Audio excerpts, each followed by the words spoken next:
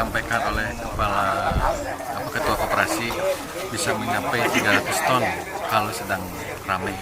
Tapi pada intinya kami ke sini, ini adalah bentuk kerjasama kami, pemerintah Provinsi Jawa Barat dengan ITB, dan ini yang kita harapkan. Jadi ada kerjasama antara Pemprov dengan institusi pendidikan untuk mensejahterakan rakyat.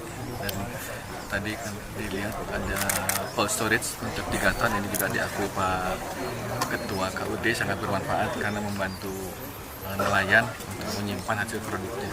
Jadi bisa menambah lama di sini penyimpanan, jadi tidak perlu cepat-cepat dijual. Kalau cepat-cepat buka artinya harganya akan turun.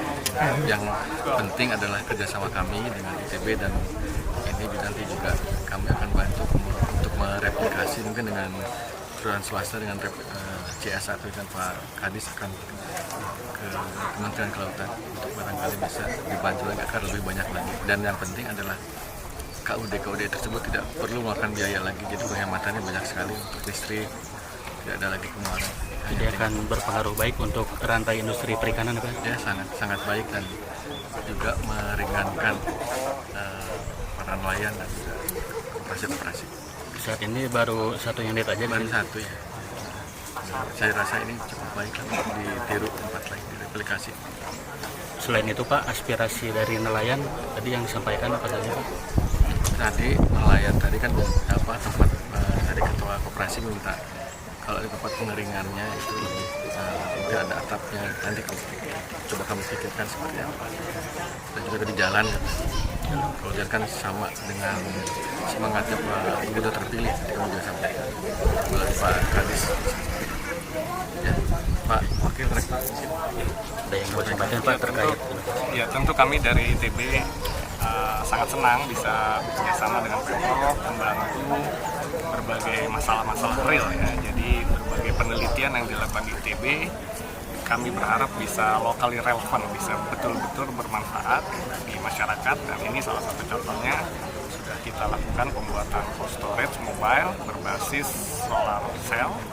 Jadi tidak lagi membutuhkan tenaga dari PLN, dan juga free maintenance, pemeliharaan yang ringan.